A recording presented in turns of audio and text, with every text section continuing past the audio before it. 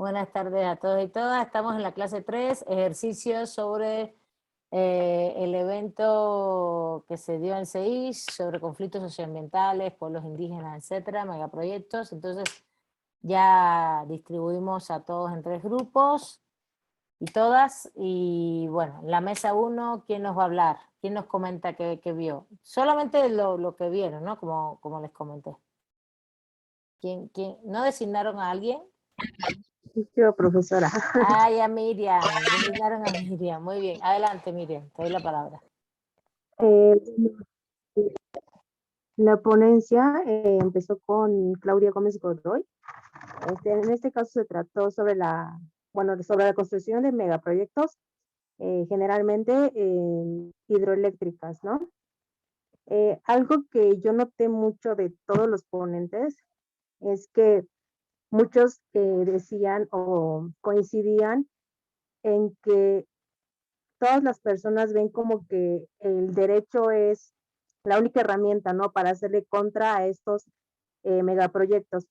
Sin embargo, varios estuvieron de acuerdo en que solo es una herramienta, que se puede hacer uso de la sociología, de la comunicación, que juega un papel muy importante, porque hacer conocer estos proyectos hacen que, por ejemplo, que se les haga presión a los jueces, porque a veces, muchas veces, dice que se sienten muy cómodos detrás de sus escritorios, entonces no agilizan estas demandas que le hacen los pueblos indígenas.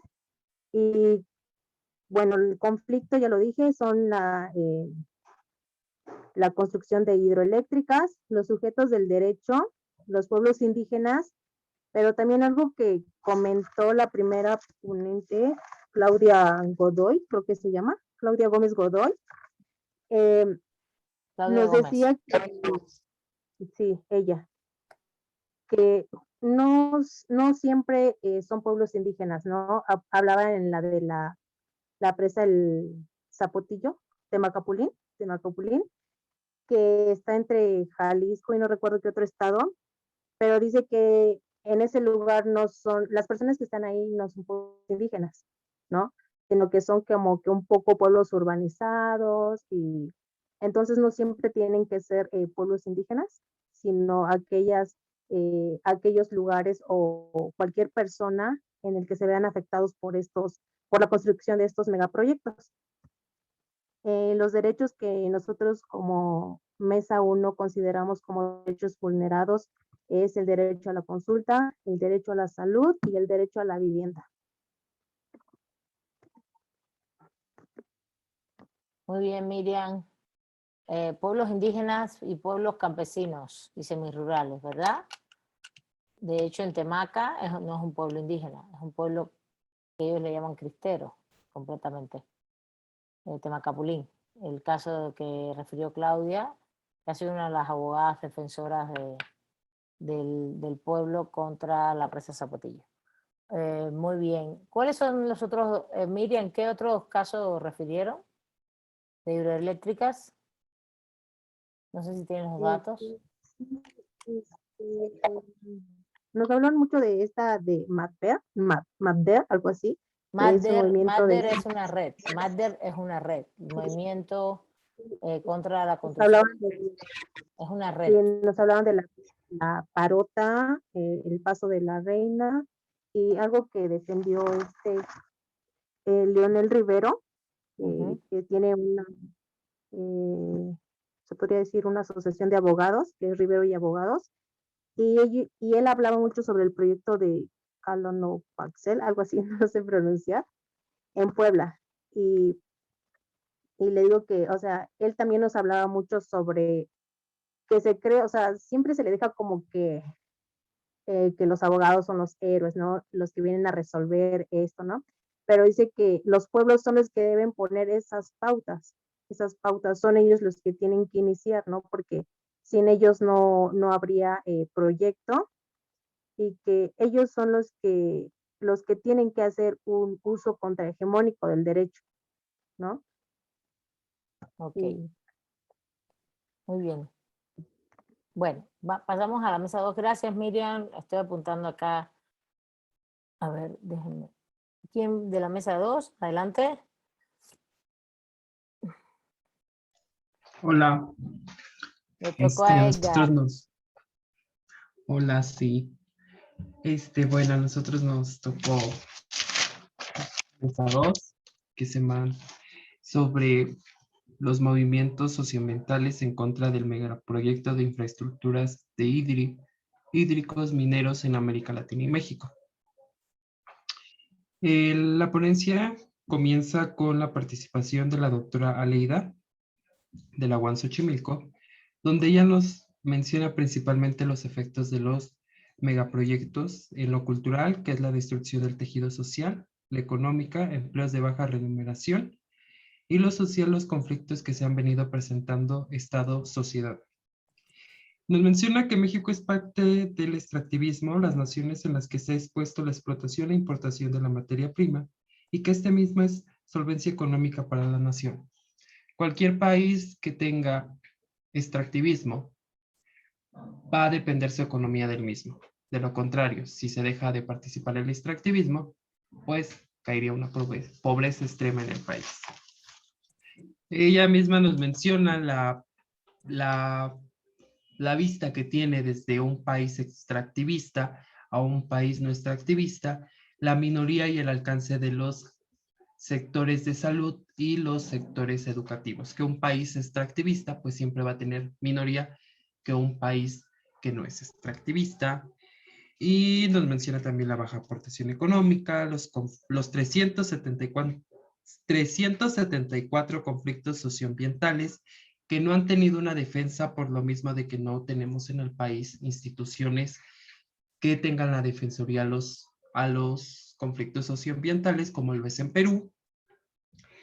Y también nos da el ejemplo de el mayor alcance de las 20 mineras en las comunidades. Se caracterizan estas comunidades por altos índices de pobreza, bajo nivel económico, carencia de servicios médicos y básicos. La minería no está ejerciendo mejorías de una vida a las comunidades, al contrario, está brindando desperfeccionamiento. Y también tenemos la participación de Sara Monroy, del pueblo Contla de Sonora, que es la defensora de la protección del agua que se presentó en este pueblo, donde ella misma está en contra de esta extracción del agua.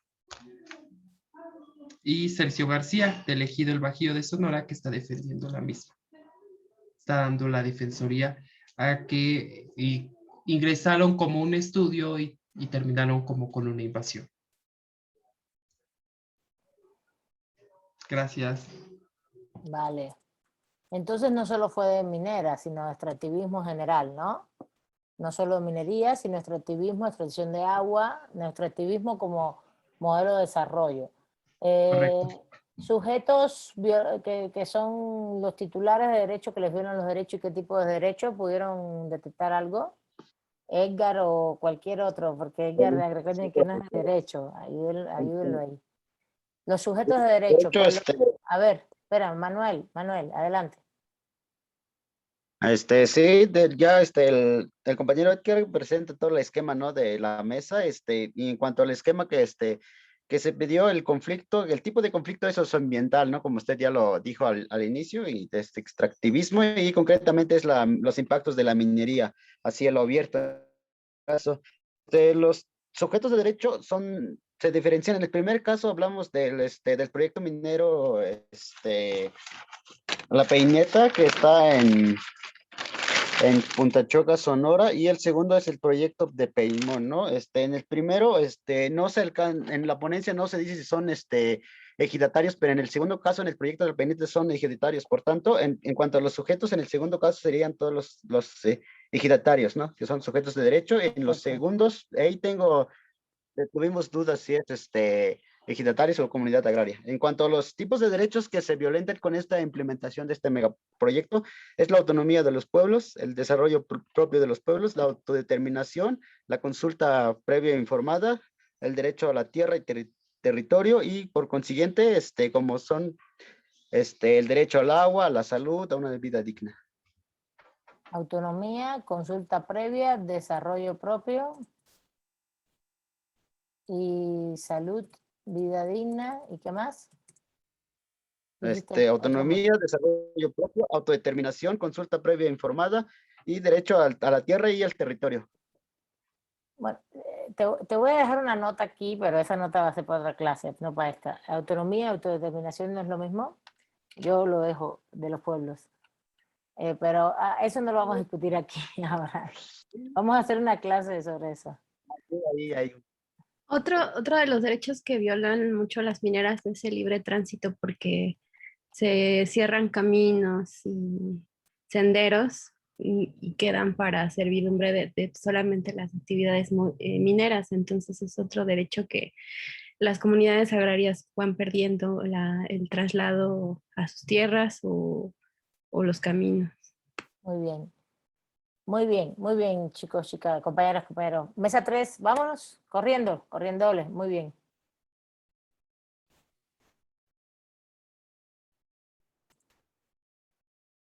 ¿Quién de la mesa 3? ¿No hay nadie de la mesa 3?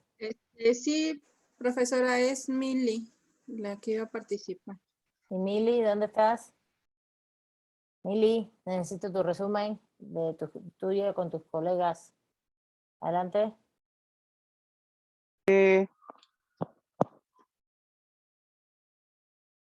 Mili, estás abriendo y cerrando el micrófono. Ábrelo. Y no lo... Ya. Ahí está. Perfecto, perdón, es que no sé qué le pasó a mi equipo. De hecho no puedo activar mi cámara, pero bueno. No importa, nos tocó el de estén movimientos. tranquilos. Adelante. De acuerdo. Movimientos contra megaproyectos de infraestructura. En este caso, dialogamos nuestro equipo que los sujetos, en este caso, son antagónicos. Está el Estado contra los pueblos en resistencia, que, bueno, en sí los movimientos que están actuando en contra de estos megaproyectos, donde hay un conflicto de contrapesos en la lucha del poder por la resistencia de la defensa de los pueblos originarios ante los megaproyectos que son una falsa apreciación del desarrollo, que son de forma, como lo decía el mediador, son exógenos, o sea, que se desarrollan por fuera y que es una apariencia falsa, porque no hay un desarrollo, porque se está violentando la autonomía de los pueblos originarios, y estos pues son por naturaleza, pareciera, y se aprecia como antagónicos, y hay ese conflicto constantemente, ¿no? De hecho lo dialogamos, que ese desarrollo de los megaproyectos marcaba un punto específico con los sujetos, y marcó uno muy, muy, muy directo, que fue el ZLN como sujeto, y otro como las mujeres en este conflicto de megaproyectos que están constantemente dando un contrapeso a la realidad sobre los movimientos que está apareciendo, frenando a los megaproyectos.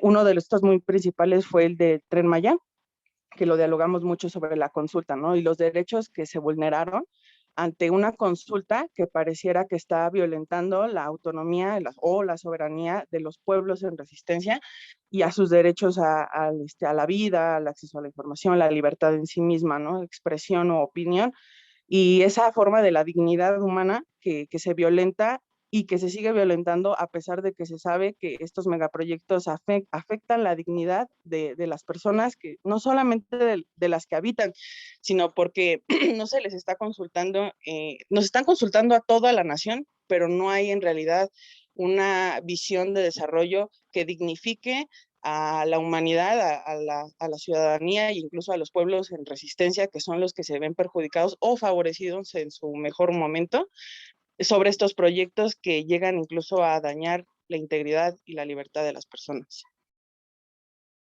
Muy bien, pero a ver, los proyectos de infraestructura se mencionaron, ¿alguno? ¿Algún caso en específico? Sí, profesora. A ver, adelante. ¿Puedo hablar? Sí, claro. Yo, de hecho, le iba a decir Igual, que uno podría intervenir, pero de los equipos pueden intervenir los que deseen, ¿eh? No hay ningún problema, al revés.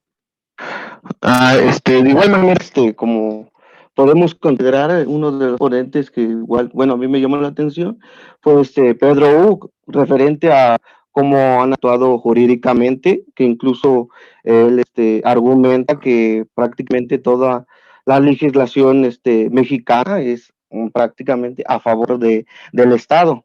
Y de igual manera, como se argumentaba, que hay vacíos legales referente a los pueblos indígenas, de igual manera como a la diferencia de lo que son los núcleos de población ejidal o núcleos de población comunal, que incluso el Estado, bien o mal, existan los mecanismos que se aplican para defender las tierras, pero siempre el Estado está a un paso adelante. Un ejemplo es, pues, hay un juicio que es el de expropiación, siempre y cuando sea para uso público, y el Estado, pues, bajo con sus principios de propiedad originada o propiedad de la nación, pues los pueblos indígenas o los núcleos de población comunal o ejidal, pues están en gran vulneración.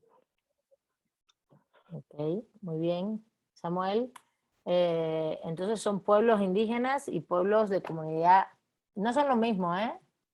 Ustedes lo saben muy bien. No, son núcleos de población comunal y Exacto. núcleos de población ejidal. Exacto. Por eso, Samuel, como sé que lo sabes bien, lo comento para el resto, porque recuerden que aquí hay estudiantes que no son de derecho, núcleos de población comunal y ejidal, que, bueno, que son diferentes también, el núcleo de población ejidal, que son los llamados ejidos y los llamados bienes comunales, que bueno, un pueblo no se le llama bienes comunales, ¿no? Se le llama comunal. Comunalidad es más bien como núcleo de población comunal. Entonces, muy bien, a ver, compañeras y compañeros, ustedes leyeron las lecturas, ¿verdad? Se las pasé y les mandé el correo. Son lecturas chiquitas, ¿eh? No tienen que leer mucho, tampoco le estoy exigiendo mucho. A ver, ahora vamos a hacer una relación inductiva aquí. Justamente las lecturas nos están hablando, fíjate, este evento sirve para todo, sirve para que hablemos después de sujetos, que hablemos del carácter colectivo de los sujetos, así que ténganlo un poquito presente. Podemos retomarlo.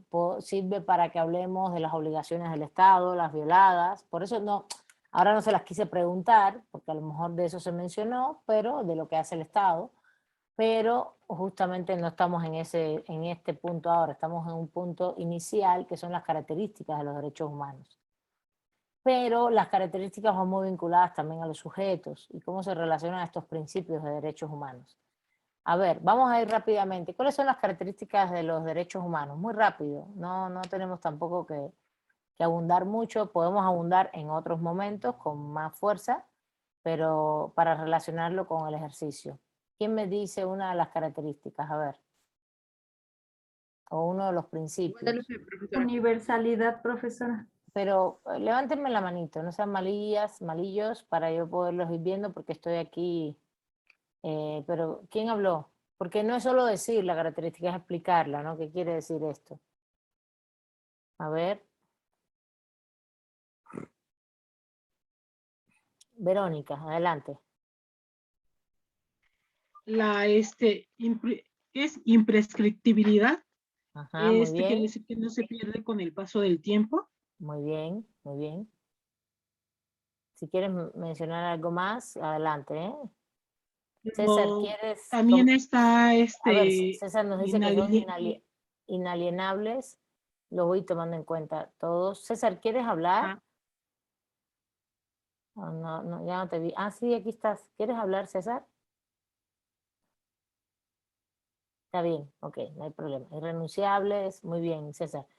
Pero estaría bien que nos digan qué cosas es inalienables e irrenunciables. Dice Renato, universales. A ver, Vero, ¿quieres explicar alguno de lo que están planteando aquí o le damos la palabra a otros compañeros? Lo que es inalienables. Inalienables. Eso implica una restricción de dominio de los derechos humanos. Ok, muy bien. Es donde dice que no se puede vender ni transmitir la posesión o su uso de alguna manera. Muy bien. Más bien de ninguna manera. Ok. Muy bien. Le damos la palabra a Gerardo, ¿te parece? Sí, muy profesora. Bien, Vero. Adelante, Gerardo. Sí, profesora, universales, en este caso, porque son aplicables a todas las personas sin distinción alguna. Puede ser indivisibles o interdependientes interdependientes, es decir, que están relacionados entre sí de tal forma que para ejercer plenamente determinado derecho sería necesaria la intervención de otros u otros derechos, ¿no? Por ejemplo, para ejercer el derecho a la educación, a la alimentación o a los alimentos. En este mismo sentido, la violación de uno de ellos puede afectar directa o indirectamente el ejercicio de otro o de otros derechos. Por eso es que se dice que son interdependientes. Muy bien, Gerardo. Muy bien. Karina. Sí, profesora. Menciona también en la lectura, bueno, que una de las características es la indisponibilidad, donde nos explica que ninguno de estos derechos se puede transmitir, enajenar, vender o, ¿cómo se llama? O dividir, que porque todos están sujetos, y además que no están sujetos a las decisiones de particulares o del Estado, debido a que estos derechos tienen su titularidad en cada uno de las personas. Muy bien, Karina. Miriam. Karina Ixel. Miriam, ¿quieres comentar algo más? Que la tienes levantada la mano y después Edgar y con eso cerramos. Ahorita vamos a La interdependencia, pero ya lo dijo el otro compañero. Pero algo que le faltó decir sobre la universalidad es que, como usted lo comentó en la clase pasada, que esta universalidad es diversa, ¿no? Con esto se quiere decir que, por ejemplo, no aplica, bueno, hay universalidad para, por ejemplo, los pueblos indígenas o para los diferentes grupos que hay aquí en la sociedad, ¿no? Que la universalidad lleva consigo diversidad, ¿no? Y la diversidad implica características de grupos, ¿no? Miriam. Sí, y también sobre la inaliabilidad de esto, o sea, separar de la persona, ¿no? Espérense, por favor, cierren sus micrófonos, que no sea Miriam, o es Miriam, o eres tú misma, Miriam. No era yo, creo que era este compañero Edgar. Sí, eso sobre la inaliabilidad de estos, que no se pueden separar de la persona. Exacto, inalienables, que no se pueden separar de las personas, muy bien. Y Edgar, vamos cerrando contigo. Faltan algunas características, ¿eh? Las características progresivas de los derechos humanos, que es lo que dice el progreso de las mismas y que sus metas se cumplen a largo, mediano y mediano plazo, buscando nuevas alternativas de cumplimiento. Ok, progresividad y no regresividad. Siempre hay que poner esta en conjunto, muy bien, Edgar. Y nos faltan unas que son muy importantes, que no las han dicho, y son las primeras que esboza, por ejemplo, el primer texto, que no las han dicho.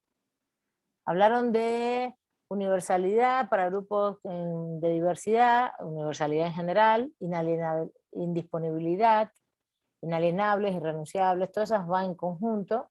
Progresividad, no regresividad, falta, exactamente. Indivisibilidad, gracias Renata, ¿qué más? ¿Pero qué quiere decir esto? Indivisibles, a ver, ¿quién quiere hablar?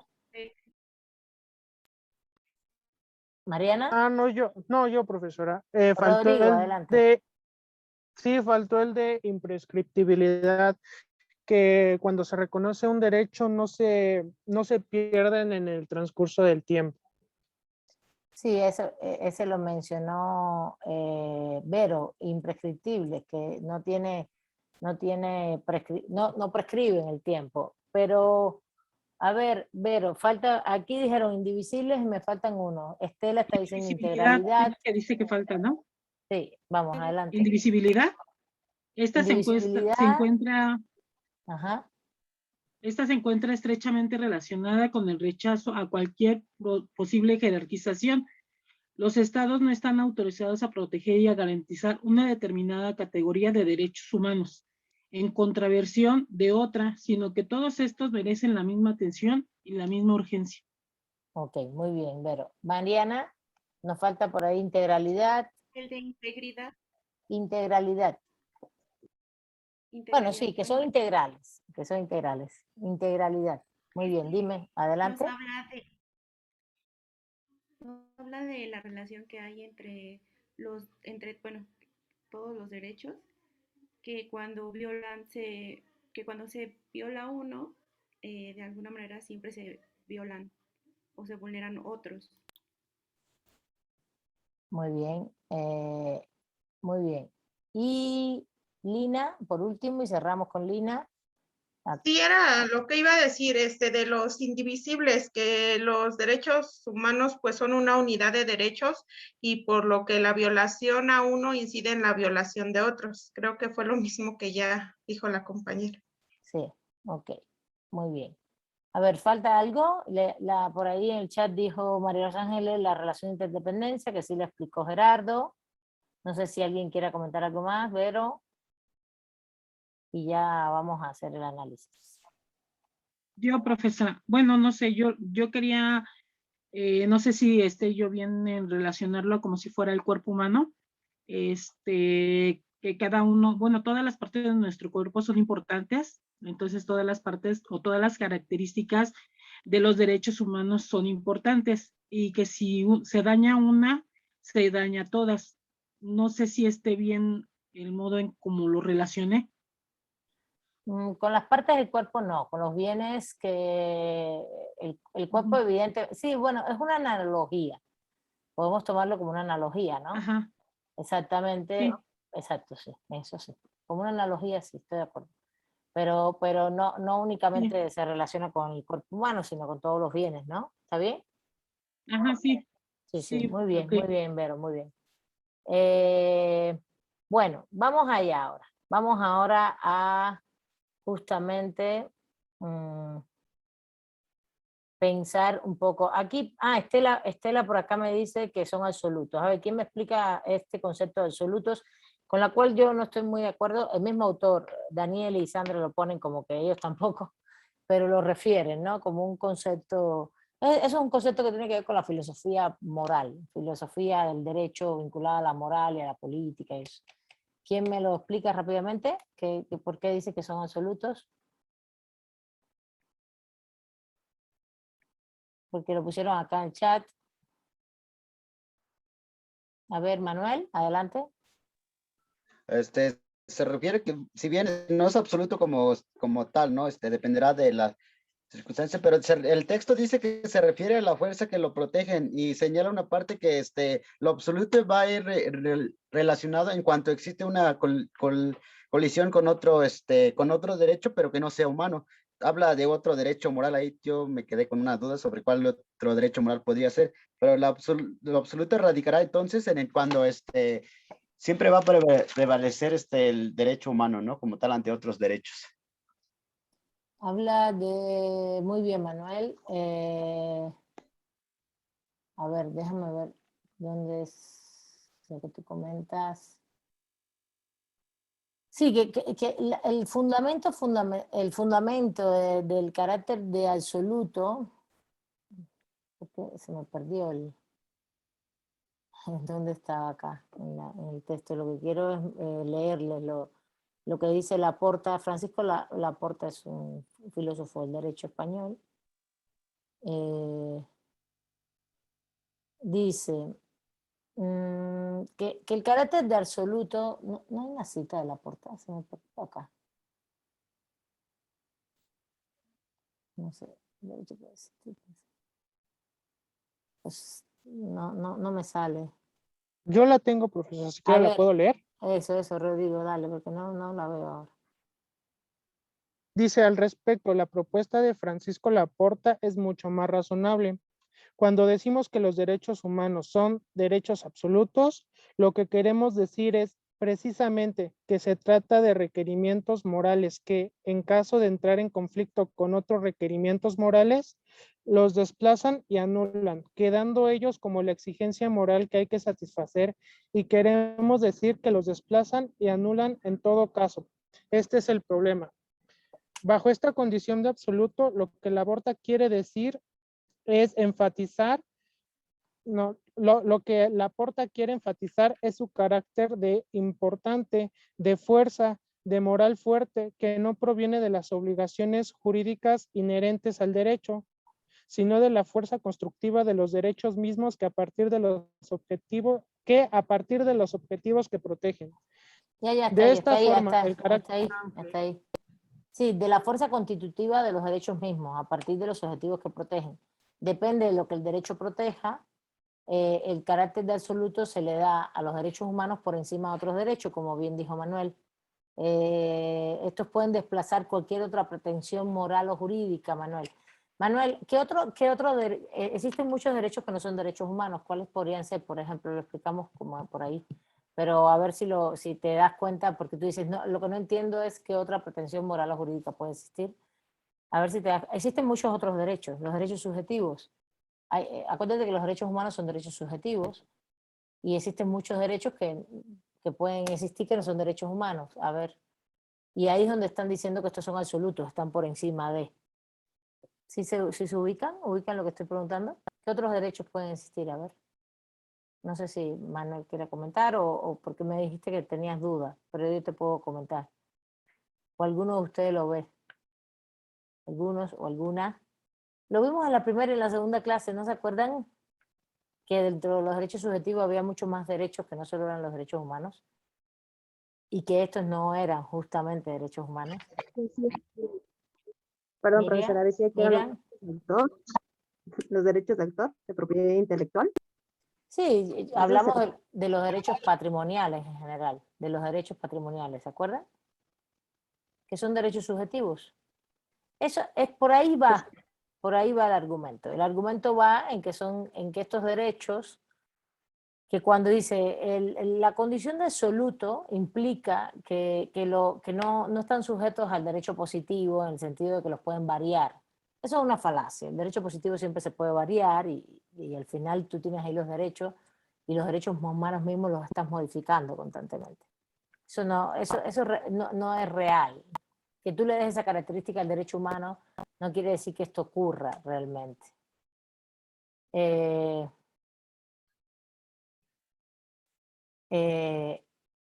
Porque, y por otro lado, en materia de coalición, en materia de el carácter de absoluto de los derechos humanos supone que estos pueden desplazar cualquier otra pretensión moral o jurídica, colectiva o individual, que no tenga el carácter de derecho humano. En este caso, no solo están pensando en derechos patrimoniales, pero también están pensando en alguna pretensión jurídica del Estado o de algún grupo que afecte los derechos humanos. Y que entonces no podría ser porque están en un nivel de absoluto. Esto realmente, el problema de la crítica hacia este concepto es que eso no pasa nunca. Es que realmente todo esto está sometido a cambios constantemente. A ver, Gerardo, ¿qué quieres comentar? Adelante. Profesora, una pregunta. En el caso de, por ejemplo, hay una costumbre en algunas regiones en Chiapas en donde se dice, bueno, se cree que las mujeres son vendidas cuando son pequeñas. Se argumenta que por costumbre ellas tienen, o lo que pretenden los padres es asegurar su futuro, pero es como el compromiso que se daba antes. Se daba un compromiso entre padres de los hijos para que contrajeran matrimonio, ¿no? En este caso, aplica esta cuestión de que puede ser absoluto, los derechos humanos pueden ser absolutos, contraponiendo la costumbre de esta región, en este caso en España. A ver, el tema lo vamos a debatirlo cuando veamos pueblos indígenas, ¿vale? No vamos a abarcarlo ahora, Gerardo. ¿Por qué? Sencillamente porque nos mete a dialogar el tema de la diversidad, que es un tema que todavía no hemos tocado, y el tema de, una cosa es la universalidad de los derechos humanos y este carácter absoluto, justo evidentemente, se pone como característica, pero los propios autores están en contra del mismo concepto y dicen, bueno, el autor que mejor lo plantea es Francisco Laporta, de filosofía, él es un filósofo del derecho y lo que plantea es esto. Los ponemos así para que nadie los toque, pero eso es una falacia. Los derechos son movidos, son reordenados en el derecho positivo, son aplicados constantemente y en su aplicación son interpretados de muchas maneras. E incluso este evento que ustedes vieron, donde las personas también interpretan cuáles son sus derechos, los grupos, los interpretan también de manera diferenciada. No sé hasta qué por ejemplo, en el caso de La Parota es un grupo que no es pueblo indígena. Conozco perfectamente el caso, incluso lo trabajé mucho tiempo. En el caso de La Parota no es un grupo indígena, es un grupo que resignificó el derecho a la consulta, lo resignificó a su manera y dijo, nosotros estamos haciendo una consulta previa, libre e informada y somos pueblo campesino, no somos pueblo indígena. Y entonces también hay un proceso de resignificación de derechos desde los pueblos. Entonces hay muchas aristas en las cuales el carácter de absoluto de los derechos es una categoría que tiene que ver con una noción filosófica abstracta, de la cual no funciona realmente ni en la realidad positiva, ni el derecho que está en las constituciones, ni el derecho internacional de los derechos humanos, que también hay muchas cosas que no se han variado, pero los informes y las reinterpretaciones sí se varían. Y después cómo esto se aplica por los poderes judiciales. Recuerden que nos interesa mucho entender los derechos humanos para que sean ejercidos, ¿no? Y el ejercicio implica exigibilidad, que tú puedas ir como abogado y defender grupos que se les violan derechos humanos o personas individuales o grupos colectivos, y también, por ejemplo, que también se ejerzan políticas públicas en materia de derechos humanos, de satisfacción de derechos humanos.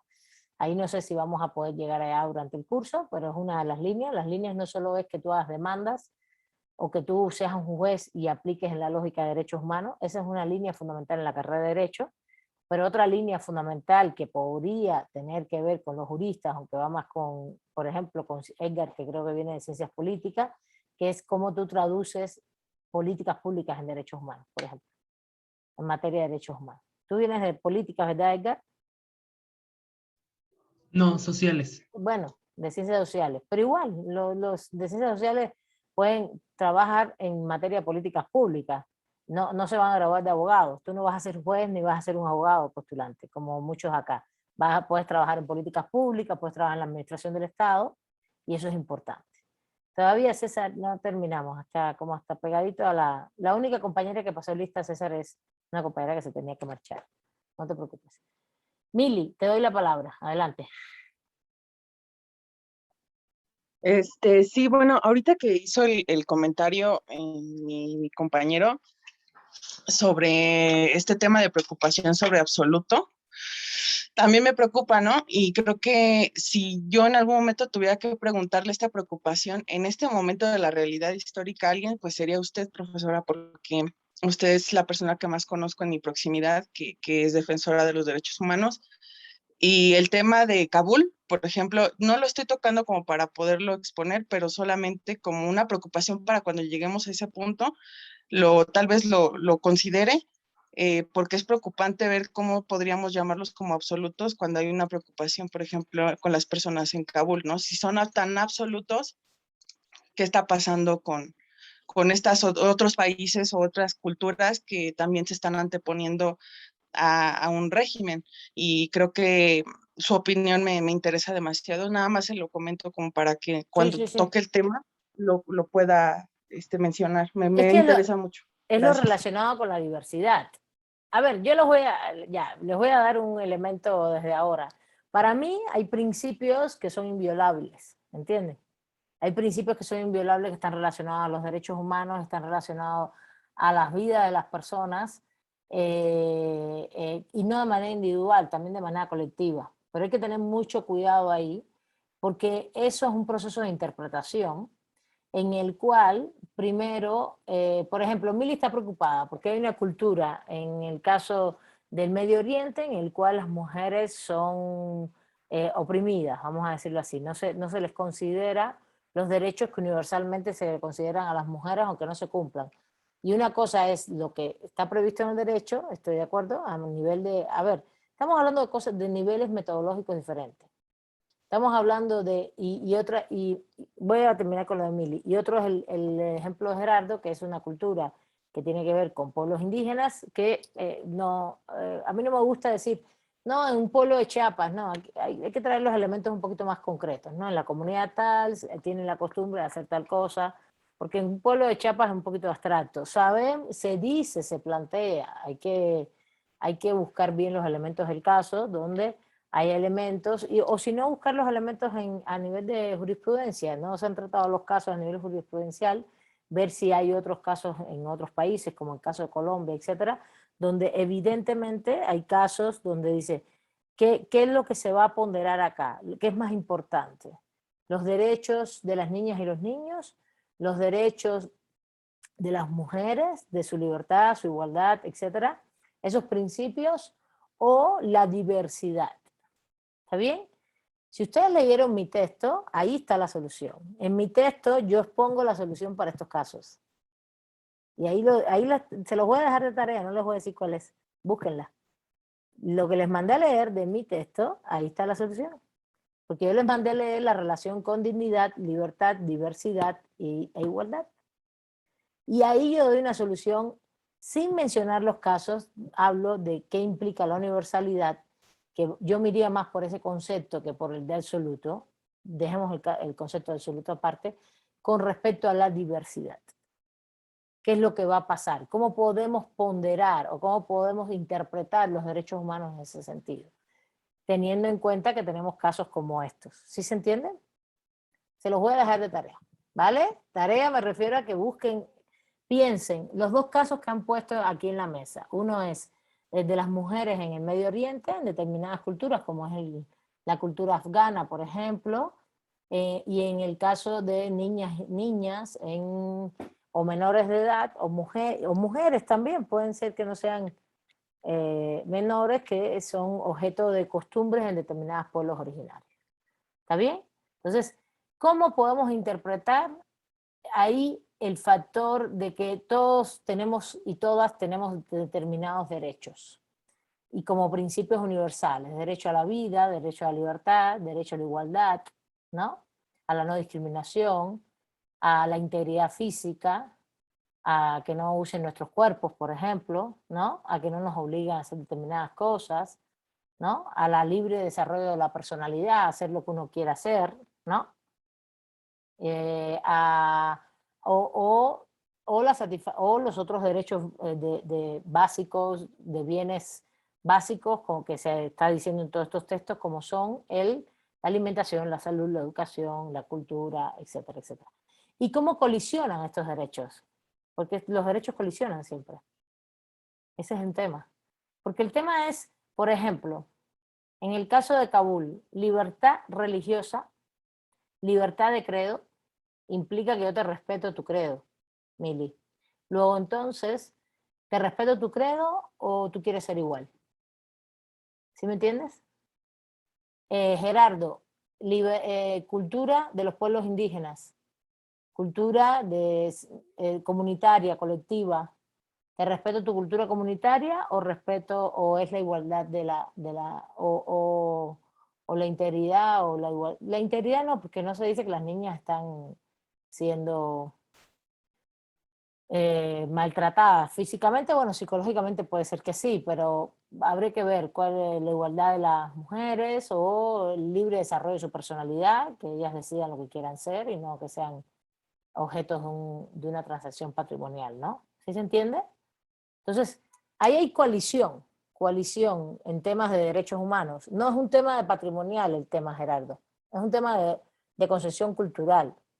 Entonces, mi pregunta es, ¿cómo nosotros solucionamos esto? Eso está en mi texto, no lo leyeron y ya se va a acabar la clase. Eso está en mi texto. No está relacionado, Mili, al concepto de absoluto, está relacionado al concepto de universalidad. A ver, vamos rápido, nos quedan 8 minutos nada más, pero vamos a ir a comentar. A ver, Manuel, adelante. A ver qué me dice Manuel. Adelante. ¿Qué opina usted Con el principio de diversabilidad, ahí claramente cita en su texto y dice así, los DES atiende a la pluralidad de posibilidades existentes para hacer las necesidades de cada sociedad. Y de estos van a depender al menos dependen al menos de 3 factores que usted coloca ahí, es la cultura, la historia y el sentido simbólico que le pone cada comunidad. Estoy de acuerdo contigo, pero yo hago un análisis respecto a la universalidad y la diversidad a esos 2 principios. Sí les mandé a leer esa parte, ¿verdad? De todas maneras lo vamos a ver la próxima clase, no es problema. Sí les mandé a leer la parte de, a ver, principios y derechos sociales e igualdad, exacto. Y después viene derechos sociales y dignidad, derechos sociales y libertad, y al final el último, derechos sociales y diversidad. El problema es que yo hice la guía en función de los DESC, porque fue lo que me pidieron, pero todo lo que yo planteo ahí se ajusta a todos los derechos humanos, no solo a los DESC. ¿Está bien? Eso se los dije en los inicios de las clases, para que tomaran el texto como una interpretación hacia todos los derechos humanos, ¿vale? Y ahí hasta pongo ejemplos, tengo que releerlos de nuevo, ni me acuerdo ya, los ejemplos que puse, pero yo hablo de un universalismo pluralizable. Y a la vez, y hago un ejercicio de ponderación en ese universalismo pluralizable. A ver, déjenme, vamos a, y se acaba en la página 35, ahí está. De hecho es de los últimos párrafos. Es el último párrafo, la última paginita. Pero no se preocupen, vamos a hacer una cosa. Llévenselo de tarea, apúntenlo para el miércoles. Vamos a ver 3 cosas, porque seguimos entre el ejercicio que vieron, el evento, y los principios y características. Vamos a desmenuzarlo bien hasta el miércoles y vamos a relacionarlo con estos principios. Y es muy importante los 2 ejemplos que Mili y Gerardo han puesto. Por eso dije, déjenme llegar a diversidad, porque justamente está ahí. Quiero que les quede bien claro. 1, a ver, seamos sencillos y cerremos hoy la clase con algo sencillo. Los derechos, todos los derechos son importantes, todos los derechos humanos son importantes, ¿no? Luego entonces, si todos los derechos humanos son importantes, son indivisibles, integrales e interdependientes. Son como estas 3 primeras, este primer bloque de I. ¿Por qué? Porque, como bien dijo Verónica, ¿no? La integralidad está dada porque los bienes que se protegen tienen que ver con necesidades. Para mí están los 3 muy relacionados, ¿no? Los 3 conceptos. Evidentemente tú no puedes pensar en que un derecho, primero, no, que están por encima de otro, y eso tiene que ver con la indivisibilidad y con la integralidad de los derechos. Está rompiendo la jerarquización de los derechos humanos. Estamos hablando de derechos humanos, no cualquier derecho. No estamos hablando de derechos patrimoniales, no estamos hablando del derecho de autor que yo tengo sobre mi texto, por ejemplo, ese que están leyendo, que impide que alguien lo agarre y lo copie y lo pegue y diga que es suyo. Eso es un derecho mío que es simbólico, pero que implica incluso es simbólico ese derecho de autor, pero es mío, no es de otro, ¿no? Entonces, estamos hablando de los derechos humanos, ¿no? En este sentido, son indivisibles porque no implican jerarquía, es decir, que todos son importantes y que todos deben ser satisfechos progresivamente, como dice Edgar. Esta es una característica que no está en el primer texto, que yo lo pongo incluso en el segundo texto. Yo tampoco hablo de esta característica, yo lo pongo más bien como una obligación del Estado, pero se puede tomar como una característica de los derechos humanos, la progresividad, porque es evidente que ninguna realidad política tiene satisfechos todos los derechos ahora mismo para todo el mundo. Entonces, tienes que ser siempre de carácter progresivo y no regresivos. No regresivos quiere decir que los estados, para mí es una obligación del Estado, porque el Estado tiene que hacer acciones todo el tiempo, de manera constante, en función de que sean satisfechos todos y todas los derechos, garantizados, cumplidos. ¿Está bien? No regresivos es no hacer acciones, realizar acciones que impliquen que los derechos sean regresivos, que vayan en su cumplimiento realmente regresivamente, hacia atrás, vamos a decirlo así. Pero bueno, vamos a leer sobre esto, está en la guía, en mi texto, Y está muy bien explicado ahí. Yo se los vamos a leer más adelante. Que sean imprescriptibles, bueno, ya vimos que no pierden ninguna vigencia con el paso del tiempo. Que sean inalienables, es que no se pueden separar de las personas, como ya dijeron, son bienes que tú no los puedes separar. Tú dices, no, sí, yo me puedo quitar un dedo. No, es un tema de la integridad física es completa, el cuerpo. No, yo puedo subastar mi libertad porque necesito pagar unas deudas. No, está prohibido. A ver, de poder uno puede hacer todo, ¿no? Hasta suicidarse, pero en materia de derechos humanos no, está prohibido. Evidentemente la inalienabilidad, alienar algo es separar algo de algo. Es alienar, es separación. Entonces, la inalienabilidad tiene que ver con que no es una condición inherente a la personalidad de los seres humanos, el tema de los derechos humanos. Y si es una condición inherente a nuestra personalidad como seres humanos, no podemos separarnos de ella. Sí, vayan pasando lista, ahora sí. Como les decía, indivisibilidad, interdependencia, integralidad es los derechos humanos como un todo, que no haya jerarquías, que la integralidad tenga mucho que ver con que evidentemente hay una unidad de todos los derechos humanos y que así se pueda garantizar la dignidad de todos los seres humanos, ¿no? También es... esto tiene mucho que ver, esto está muy explicado en mi texto, yo no se los mandé a leer todo, pero si leen la primera parte, hay toda una explicación histórica de cómo siempre se han querido poner los derechos civiles y políticos por encima de los derechos económicos, sociales y culturales. Esto fue una tendencia del siglo XIX, el siglo XX, hasta que la doctrina de los derechos humanos fue aglutinando y quitando las jerarquías de los derechos. Y fíjense si esto es importante, que es muy probable que sus profesores de amparo, o algún que otro profesor de amparo, no todos, algunos, no sé quiénes son todos los profesores que les dan amparo, les hablen más en el amparo de derechos civiles y políticos que de derechos económicos, sociales y culturales, porque tienen la doctrina esta de jerarquización, donde no, los derechos, los FES no se pueden garantizar, y eso es una falacia. Y todos son regidos por la garantía del amparo, es decir, todos pueden ser invocados por el amparo. Y por último, el punto de la interdependencia y la indivisibilidad tiene mucho que ver con lo que también ya comentó Gerardo, comentó Verónica, comentaron varias, es el tema de la relación. Cuando se viola un derecho, se violan otros. Y estos eran los puntos que quería ver respecto a que pensaran respecto al evento. ¿Por qué en el evento, cuando ustedes dialogan y piensan los conflictos, no se viola un solo derecho? ¿Por qué se violan más de uno? Ese es un tema que quiero que se lleve. Ya sé que están pasando lista.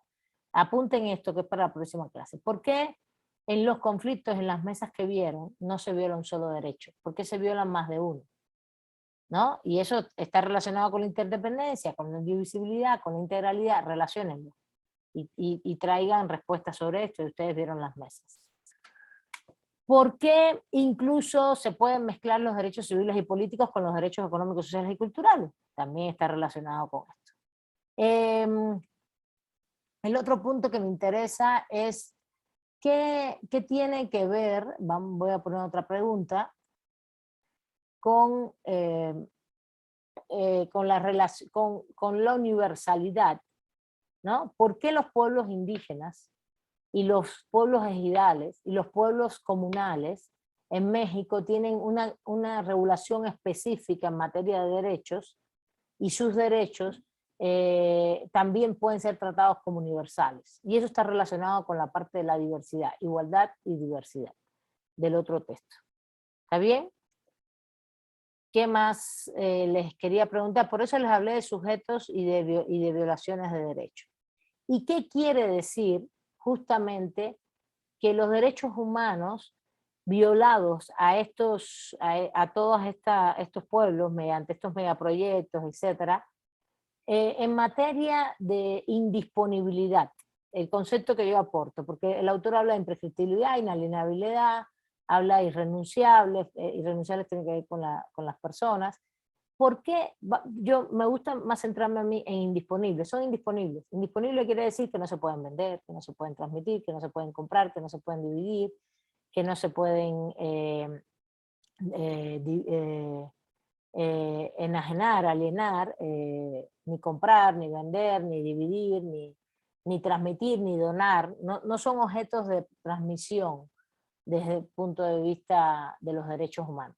Y ahí vamos a ir un poquito a los pueblos indígenas y a lo que ellos están defendiendo. Si ellos están defendiendo las tierras y los territorios, igual que los bienes comunales y los ejidos, la pregunta es, ¿cómo aplica el concepto de indisponibilidad para estos derechos? Tierra, territorio. Estoy poniendo, o las tierras en general, si realmente los megaproyectos están vinculados justamente a el despojo de estos recursos naturales. U otros recursos naturales, donde están los pueblos indígenas, que son de ellos, como todos los que defienden el desarrollo propio, es saber en qué quieres decidir tu vida como pueblo, colectivamente. Ahí más bien también podría ser que se vulnera está la autonomía, la consulta, el desarrollo propio y tierra-territorio. No, sí, desarrollo propio y tierra-territorio. Entonces, ¿qué relación tiene la indisponibilidad con los derechos vulnerados en los casos que vieron? ¿Está bien? ¿Sí? Entonces, repetimos las preguntas. Relación del concepto de indisponibilidad con los derechos violados. ¿Por qué estos pueblos tienen derechos específicos si los derechos son universales? Y el primero es cómo se relaciona la integralidad, la interdependencia y la indivisibilidad con los casos que vienen. Y nos vemos el miércoles. Y además vamos a dialogar mucho el tema universalidad-diversidad, cómo se solucionan los casos cuando podamos no estar de acuerdo o pensamos que hay violaciones de otros derechos humanos. ¿Está bien? Caso Kabul, caso mujeres en algún pueblo indígena que supuestamente los venden, Gerardo, porque eso se dice mucho, pero yo no sé. Está bien. Bueno, está ahí, ¿vale? ¿Listo? Nos vemos el miércoles. Muchas gracias. Gracias, profesora. Vayan a sus clases. ¿Apuntaron, verdad? Gracias, maestra. Sí. Gracias.